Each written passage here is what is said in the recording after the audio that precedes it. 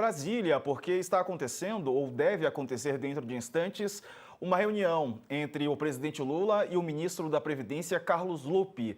O líder do PDT na Câmara, deputado Mário Heringer, confirmou que o ministro da Previdência deve entregar o cargo. Ele conversou com o Felipe Pereira, que está ao vivo com a gente, ao vivo de Brasília. Conta mais, Felipe. Boa tarde. Boa tarde a todos que nos acompanham. É isso mesmo, é programada para hoje à tarde uma reunião do Lula com o Lupe, o ministro da Previdência, para tratar dessa questão do INSS, dessa fraude bilionária. E o que o Mário Heringer falou é que a tendência, inclusive com o partido apoiando, é de o ministro Carlos Lupe entregar o cargo, e é uma saída com rusgas, com mágoas, porque, de acordo com o Mário Heringer, ele é líder do PDT. O Lupe foi maltratado pelo Lula, e tem um episódio que fica bem claro: quando teve a operação, acabou caindo o Stefanuto, que era o presidente do INSS. O Lula escolhe o sucessor dele, do presidente do INSS, sem consultar o Lupe. Então, é visto como uma demonstração muito clara e para todo mundo ver de desprestígio, e o PDT sai tão chateado com isso que eles dizem que vão declarar independência, que na prática eles estão se declarando que se sentem desobrigados a votar de acordo com a orientação do governo nas próximas matérias que forem votadas no Congresso Nacional. Vou trazer para cá, Felipe, você continua conosco, mas vou trazer também o nosso colunista, Leonardo Sakamoto, que está ao vivo com a gente, e também o cientista político e professor da FGV, Cláudio Couto, que vão nos ajudar a entender melhor como é que está esse panorama. Sakamoto, começo contigo. Boa tarde. E aí, Sakamoto? Lupe deve cair, pelo jeito. Boa tarde, Diego. Boa tarde, Felipe. Boa tarde, Cláudio. Boa tarde a todo mundo que nos acompanha aqui na segunda edição do All News, né? Tava mais ou menos precificado que o mais provável que aconteceria, né, era a queda do ministro Lupe diante do escândalo do INSS, né? A questão é que, deixando claro para todo mundo e reforçando isso, não encontraram nada que objetivamente ligasse o ministro às fraudes, à autorização, ou ele levando algum cascalho por fora. Não tem nem nada disso que conecta o Lupe no meio do escândalo.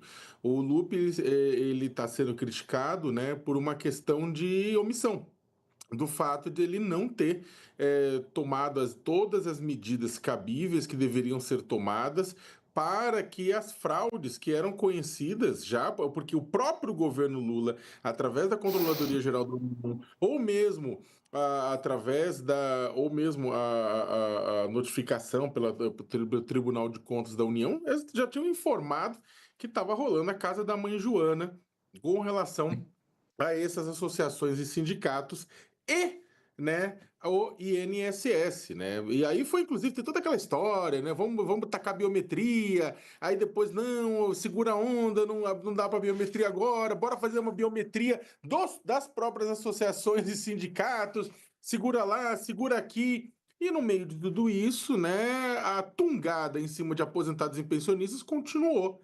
E continuou, e continuou, e continuou. Para quem fala, é só 50? É só 50? Estamos falando de aposentados e pensionistas que às vezes recebem um salário mínimo por mês, 1.500 dinheiros é grana, né? Ou seja, 50, quem ganha 50 reais, perde 50 reais dessa tungada dentro de quem ganha 1.500 dinheiros, né? No final de 6 anos, porque você tem uma fraude que são 4 anos de governo Bolsonaro e 2 anos de governo Lula. Democrática essa fraude. Ela pega 3.600 reais, né? Então é um dinheirão para esse público.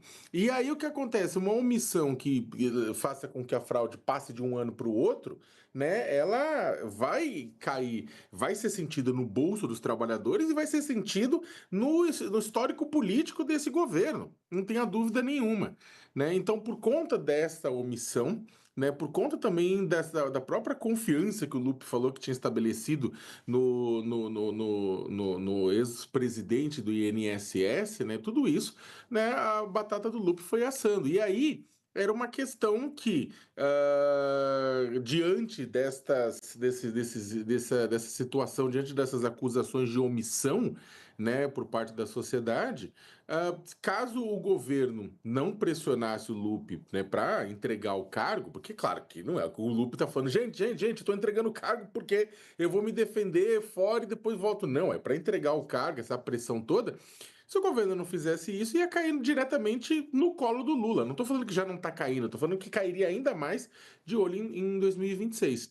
Então, Diego, no final das contas, só para terminar, eu quero ver muito a avaliação do Cláudio sobre isso, mas tem um ponto que é o seguinte: o PDT, com seus 17 deputados, falaram que vão declarar independência. Vai ser como? Tipo, que independência? Uma independência lá, União Brasil, que tem um monte de que tem ministério, mas vota aqui a colar com o governo, né? União Brasil tem mais gente, né? Tem mais deputado, tem mais parlamentar, tem mais bala na agulha, né? O PDT tem 17, é menor, né? É meio difícil imaginar que o PDT vai andar brigado com Lula ou independente ou vendendo no varejo cada votação, né? O Lula deve manter o ministério com o PDT, a influência com o PDT. Acredito que está estremecido esse casamento, mas não está. Não é um divórcio, né? Eu acho que é difícil imaginar um divórcio. Agora, é, eu- falar que o PDT, que o Lula maltratou o PDT, na verdade, também uma tática do próprio PDT de tentar passar a batata quente adiante, porque vamos ser sinceros, no final do dia, o responsável é o ministro, por tudo que aconteceu, é o ministro que é o diretor da sua pasta. Então o pessoal fala: não, o Lula maltratou. Gente, mas aconteceu um escândalo que pode chegar a mais de 6 bilhões envolvendo aposentados e pensionistas. Quem tem que dar explicações é o ministro nesse sentido, né? Então estão tentando também tirar um pouco das costas do Lupe, né? Mas vamos ver, Diego. Eu acho difícil um divórcio definitivo do PDT e do PT. É. Ô Cláudio, quem foi maltratado foi o pensionista, né? O aposentado do INSS. O ministro está no cargo, está no contra-cheque, não está não? Boa tarde. Boa tarde. Não, perfeito. Eu acho que é isso mesmo, né? Quem foi maltratado foi o pensionista, foi o aposentado, que afinal de contas foi tongado, né? Pela incompetência do ministro, para dizer o mínimo, né? O ministro dizer agora que foi maltratado, seu partido afirmar isso, é realmente querer transferir responsabilidade, é uma conversa de vitimismo que não faz o menor sentido. Porque, afinal de contas, se fosse outra situação, não tivesse o governo tão vulnerável do ponto de vista da sua base de sustentação, eu não tenho nenhuma dúvida de que o ministro teria sido demitido imediatamente do cargo. Tamanha a incompetência que ele demonstrou nesse caso. E ainda mais quando ele veio a público tentar dar explicações, aí ele tornou tudo pior, né? Dizendo que não, demorou porque no serviço público tudo é lento. Bem, ele está num órgão, né, em que, veja, quais são as atribuições do Ministério da Previdência? É basicamente gerir o INSS. É fazer os pagamentos, é controlar a maneira como isso é feito, registrar as pessoas ali para poderem retirar suas aposentadorias, né, poderem ter ali aqueles auxílios em momentos nos quais elas não estão podendo trabalhar. É fazer basicamente esse sistema funcionar direitinho. Você pode dizer que praticamente o Ministério da Previdência é o INSS. Em boa medida, não tem muito mais coisa além disso. Se nem isso o ministro se mostrou capaz de gerir, se ele demorou tanto tempo para tomar uma providência e só tomou quando na realidade o escândalo explodiu, porque antes disso estava inerte, de duas uma, né? Ou bem o ministro não tinha interesse em resolver o problema, o que é muito grave se isso for verdade, ou simplesmente o ministro não tem competência para estar no cargo que está. Então, não dá para vir com essa conversa de que ele está sendo maltratado pelo governo. O governo, acho que até, inclusive, foi muito condescendente, muito tolerante com o ministro, para além do que ele próprio merecia. E aí eu não estou falando do seu partido. Veja, o próprio ministro poderia ter saído melhor disso. Ele poderia muito bem, diante do tamanho da confusão, vindo a público e falou: olha, eu creio que a situação é grave, eu vou pedir o meu afastamento para deixar o presidente à vontade, né, para que ele possa realmente encaminhar essa questão. Eu reconheço aqui que houve uma falha da nossa parte, vou me defender porque eu também, por outro lado, tenho consciência tranquila e bola para frente. Mas não, ele ficou ali arrogantemente tentando resistir à cobrança que lhe foi dirigida de maneira mais do que meritória. Né? Não dava para ele imaginar um outro tipo de desdobramento a partir disso. Agora, para um governo que, mesmo sendo o PDT, um partido pequeno, aí como alertou o Sakamoto, para quem tem tão pouco já apoio, né? Porque partidos como União Brasil, o PP, que agora vão virar uma coisa só por meio da federação, como Republicanos, o próprio MDB, esses partidos eles não garantem de fato um apoio pleno ao governo. O governo consegue levar para a sua base de sustentação uma parte desses partidos, mas não inteiros. O PDT era um dos poucos ali que o governo tinha praticamente o voto integral do partido. Então, se esse partido também resolver não ser um apoiador efetivo do governo, o que era difícil fica ainda mais complicado, que é ter essa sustentação minimamente estável no Congresso, que é o que, nas condições atuais de funcionamento do presidencialismo brasileiro, não tem sido uma tarefa fácil, né? Não tem sido uma tarefa fácil porque o Congresso foi ganhando muito poder e deixou de ter que ser mais concessivo ao executivo, né, em troca de algum tipo de acesso a recursos públicos. Hoje os congressistas já têm esse acesso garantido por meio das várias formas ali de controle do orçamento que foram obtidas. Então, nesse contexto, a vida do governo é difícil e, claro que, para quem tem tão pouco, mesmo um partido não muito grande como o PDT, pode fazer falta. Então, é uma situação difícil, o governo fica entre a cruz e a espada, acho que é esse o cenário. Ô, Felipe, o que mais tem de informação aí em Brasília? Se o Lupe mesmo cair, quem pode assumir esse cargo? Já tem esse tipo de especulação aí em Brasília? Se veiculou um nome aqui em Brasília, sim, chama Volney Queiroz, ele é o número 2, é o secretário executivo da Ministério da Previdência, e o Mário Eringer, o líder do PDT, disse que eles não querem se envolver nessa situação, eles dizem que não é mais com eles, mas ele acha natural que numa transição o secretário executivo assuma. Então, o que se fala por enquanto é isso aqui. E eu queria aproveitar a carona no que o Sakamoto e no que o Couto falaram, que é sobre esse histórico do Lupe. É a segunda vez que o Lupe sai num governo do PT. A primeira vez ele era ministro do Trabalho no governo Dilma, ele saiu em 2012, porque teve uma suspeita, um escândalo, de que assessores dele estariam cobrando propina para que ONGs tivessem seus processos levados adiante. E tudo que eles falaram de o PDT agir de forma agressiva, de ele dizer que está de mal com o governo e esse tipo de coisa, foi repetido lá. O Lupe teve essa suspeita de que assessores estariam cobrando propina de ONGs, aí surgiu uma denúncia de que ele teria pegado uma carona, e ele cai em maio de 2012. Aí surge uma denúncia que ele teria pego uma carona com um jatinho de um empresário de Goiânia, de uma das ONGs beneficiadas. Ele disse que não conhecia o empresário, aí aparecem fotos dele saindo do jatinho, do empresário. Aí ele vai lá nessa parte agressiva que eles falaram, ele disse que só saía do governo Dilma abatido a bala. E essa declaração mega agressiva pegou mal, ele pede desculpas depois e fala, Dilma, eu te amo, mas não adiantou, ele caiu mesmo assim, e mesmo com essa retórica mais beligerante, não salvou o Lupe no cargo. Pois é, o Sakamoto, o Lupe é uma figura que tem amizade, né, do presidente Lula, amizade pessoal, mas, enfim, trabalho é outra coisa. E o PDT é um partido curioso, né, o partido vale lembrar, do Ciro Gomes, que há pouco tempo também mudou muito o seu discurso. O Lupe tem, verdade seja dita, né? O Lupe, ele segurou alguns touros à unha, né, em governos do PT. Por exemplo, quando era ministro do Trabalho, né, teve um ataque, né, por exemplo, ao combate ao trabalho escravo, né, por parte de senadores ruralistas. Ele segurou o touro à unha, né, manteve a coisa funcionando, né, manteve o sistema de fiscalização funcionando, apoiou a fiscalização. Então ganhou inclusive pontos com o próprio governo naquele momento, entre outros BOs também que ele segurou. O Lupe é uma pessoa bastante política, né? Tem trânsito, né? Junto a setores sindicais, setores da esquerda, outros setores do próprio Centrão. Então é uma pessoa, é um animal político, né? Nesse sentido, né? No sentido bom da palavra, com relação à capacidade política, da forma que o Lula é um animal político, entre outros tantos são animais políticos também.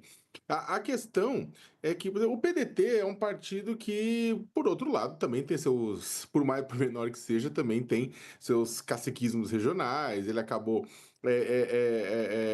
recebendo o Ciro Gomes. O Ciro até hoje faz pressão para que em 2026 o partido não apoie o Partido dos Trabalhadores, não apoie o Lula, né?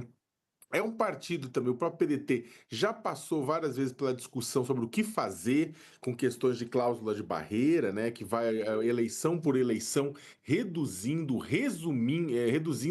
quer dizer, aumentando o sarrafo do que tem que ser preenchido pelos partidos para poderem continuar tendo liderança, tendo estrutura no Congresso Nacional, tendo tempo de TV, fundo partidário, tudo isso mais, fundo eleitoral.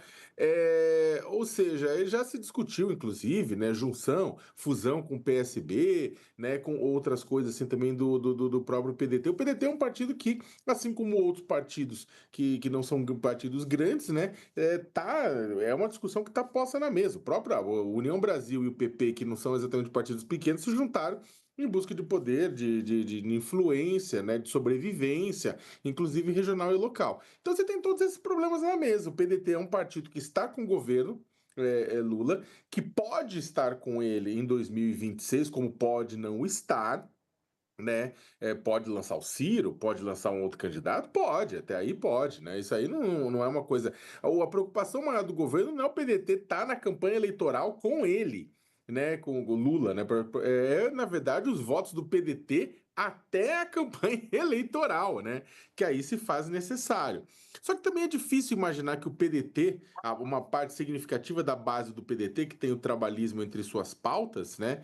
Ela vai votar contra determinados temas que são relevantes, né, para o governo, como a questão da isenção do imposto de renda, entre outros. Então, é uma situação complicada. O PDT pode estar bravo, pode estar nervoso, pode criar problemas para o governo, né? Agora, eu acho também que, repito, eu não acho que um divórcio total não vai existir até as eleições, né? Repito, nada impede depois que o PDT apoie um outro nome. Vai apoiar um nome à direita? Não, não vai.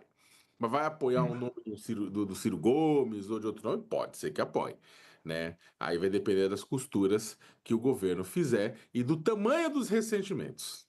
O que você acha disso tudo, Cláudio? Olha, eu acho que é por aí mesmo. Eu acho que o PDT também não tem muito para onde correr, né? Primeiro porque o Ciro a gente viu que é alguém que saiu arrebentado do último processo eleitoral nacional e teve um desempenho na última eleição municipal, se a gente considerar o grupo do Ciro Gomes, um desempenho vexaminoso. Né? O PDT ali de mais de 180 municípios no Ceará ganhou ali em meia dúzia as eleições, e todos eles municípios do interior do estado, municípios pequenos, ou seja, é uma liderança que está muito pequena hoje. Então, o que o PDT vai fazer? Vai realmente peitar o governo e vai ficar na oposição? Enfim, vai virar o quê? Um PSOL trabalhista agora? É uma coisa assim? Não tem muito para onde correr. Ou seja, o PDT, na realidade, acho que não tem muita alternativa que não seja mesmo fazendo esse beicinho, né, dizendo que está sendo maltratado, se colocando numa condição de suposta independência, tentar, de alguma forma, ainda gravitar em torno do governo e tentar fazer uma negociação para continuar, eventualmente, dentro do próprio Ministério da Previdência. Né? Acho que o próprio governo está oferecendo ao PDT essa saída ao indicar a nomeação do número 2, do Lupe, para assumir o ministério, em substituição àquele que é o presidente do partido. Né? Ou seja, não está fechando a porta ao PDT. Né? Então, acredito que, na realidade, há realmente espaço para uma certa acomodação nessa frente. E acho que isso é um jogo em que ganham todos, né? Ganha o governo, porque pode ainda preservar uma parte da sua sustentação, e ganha o PDT, que não vai ficar tão distante assim do centro de decisão, que é o próprio governo. Boa. Felipe Pereira, obrigado pelas informações. Arremata aí, meu amigo, para a gente se despedir. Diga lá. Eu queria só dar um dado que mostra qual que é a herança do Lupe. O Lupe assumiu com aquela promessa de zerar a fila dos beneficiários, porque era uma fila que tinha vindo desde o governo Bolsonaro, se a gente lembrar, vocês devem saber, claro, que ele recrutou militares para zerar a fila, que já passava de 1 milhão de pessoas esperando para conseguir receber o benefício. E o Lupe assume dizendo que ia zerar essa fila. Aí, com o passar do tempo, ele diz, não, o prazo que eu dei não vai dar certo, o prazo vai ficar mais para frente, mais para frente, mais para frente. E aí, mês passado, saiu o boletim referente a 2024. Saiu no começo de abril do mês passado e disse que a fila, ao invés de diminuir, ela aumentou. Tem 2 milhões e 42 mil brasileiros hoje esperando na fila para conseguir receber benefícios do INSS. E essa é a herança que o Lupe deixa para quem assumir no lugar dele, e é uma coisa que ele já era cobrado no governo, e pessoas consideravam que ele tinha um desempenho ruim por ele não conseguir dar resposta para essa demanda, que, como disse o professor Cláudio Couto, o INSS é praticamente o Ministério da Previdência, ele não estava dando conta da principal função dele. É isso aí. Valeu, Felipe. Se tiver novidades, tem reunião para acontecer, ou já está acontecendo nesse momento, né, entre o presidente Lula e o ministro Lupi. Quando o presidente Lula chama assim para reunião, a gente sabe, né, que a consequência em geral é a demissão e a gente vai seguir acompanhando. Você pode atualizar ainda nessa edição. Até já. Valeu. Até mais, abraço.